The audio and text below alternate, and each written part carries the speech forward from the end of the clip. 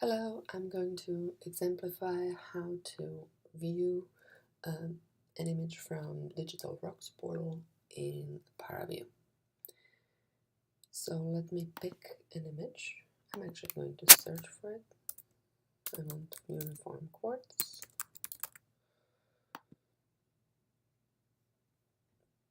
So I'm going to go to the origin dataset,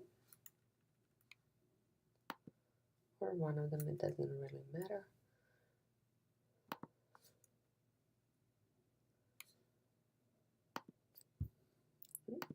So this is the image that I want to see. Basic information about the image with height, number of slices is right here. There's one piece of additional information that is within the project description, and then this is the data is in the form of a 16-bit, which is 2 bytes signed integer. Okay, so we are going to pick an action. You can actually view this image just by simply viewing the static movie of it, and this is walking through all 450 slices. You can also check out the histogram, so this gives you the idea of the data range, which in this particular case is roughly about -200 to 8,000. There's very little here, so basically bulk of the information is here up to, this is 4,000 or so. In any event, we are going to see view in ParaView, and we are going to connect to the supercomputer. Click on I know the drill.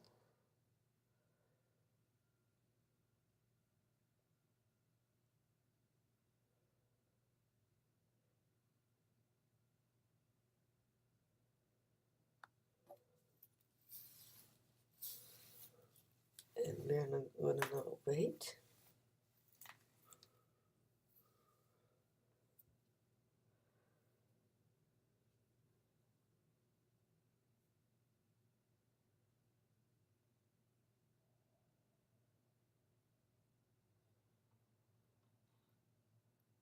I'm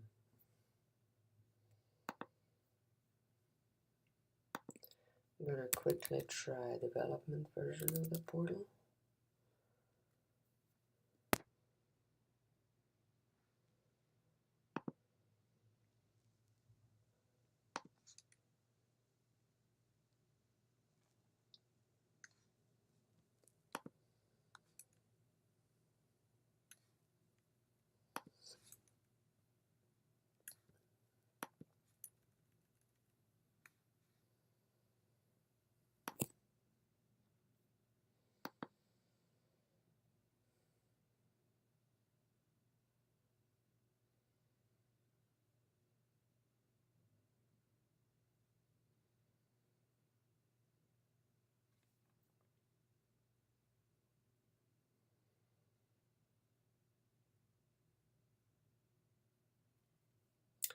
And you can see that the job is being submitted to the parallel machine.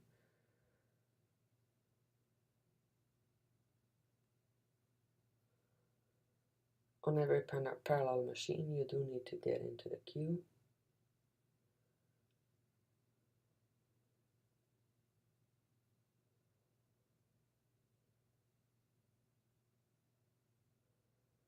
And this can take a moment. So I'm going to click now Connect to Remote Job. And you see a so-called VNC connection, and the ParaView is open on this remote machine.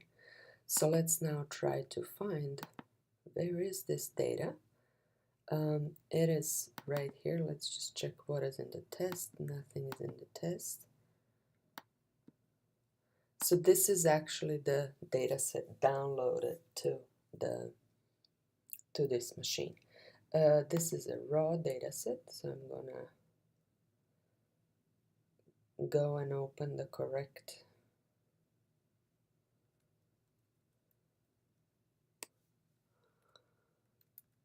raw binary files.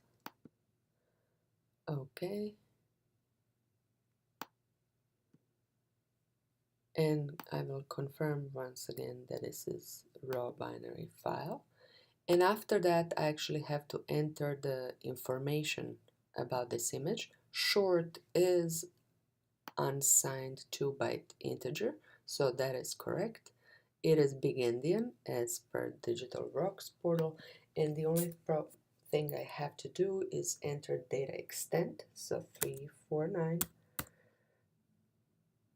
0 to 349 gives me 350 dimension.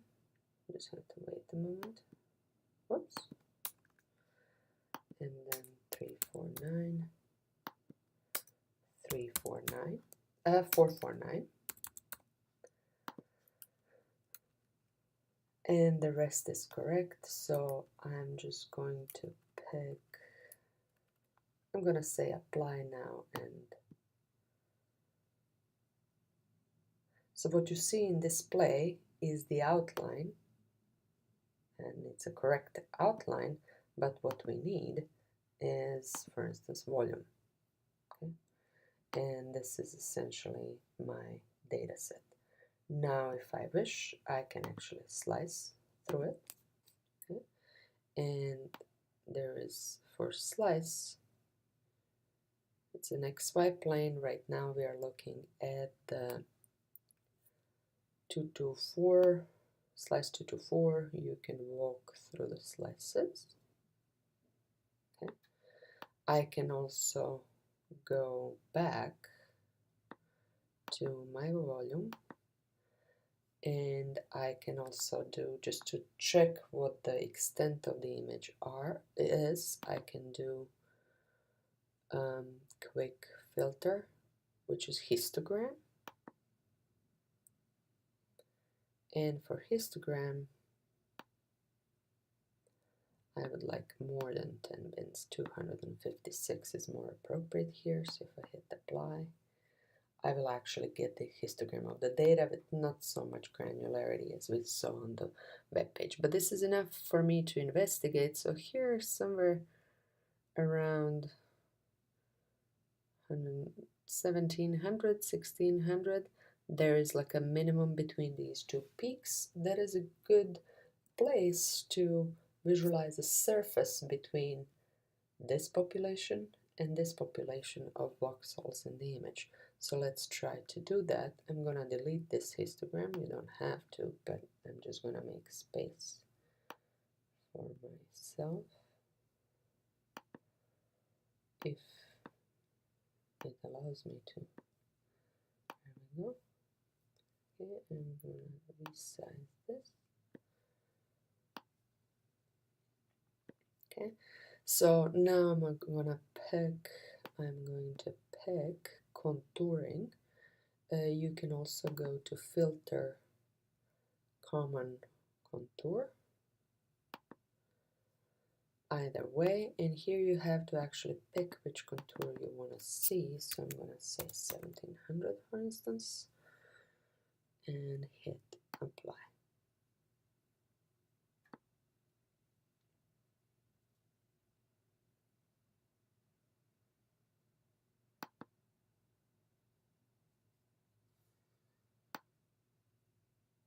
So this is essentially the contour. I'm gonna click off so I don't visualize the volume dataset, but you can visualize things at the same time. I'm just gonna pick slightly different color for this surface. So let's put something a little more orangey. Texas is burnt orange. Can I find it? Close enough. There we go. And now my contour should change, and this is it. Now let's say that I like this, the way it looks, and I want to take a snapshot. Just have to remember where is the save screenshot, and sure, this is fine. Okay. And I'm going to say this image, so I will put it in my job. So it is in this is the name or number of the job that is currently running. So I'm just gonna say screenshot of surface value 1700. Okay. Okay. So this is now question is, how can I get this surface image? I can get this surface image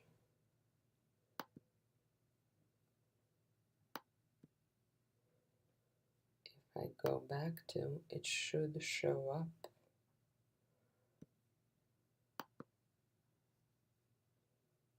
in my scratch space. Okay. So this is the date, and this is where the image should show up.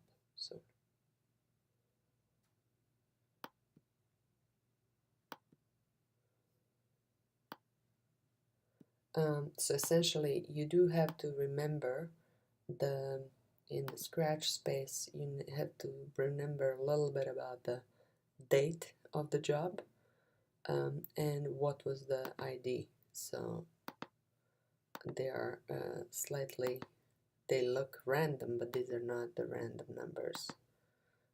These are different directories from different times I was trying to connect to the image. So okay, so this is where it's going to show up, and then I'm going to quit.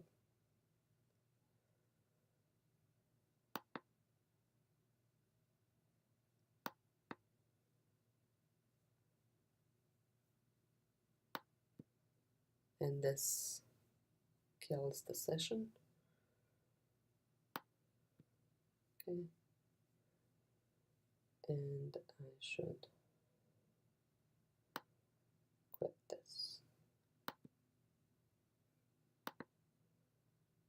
So you can actually see this screenshot right here, and I can open it in preview, for instance. That is all, folks.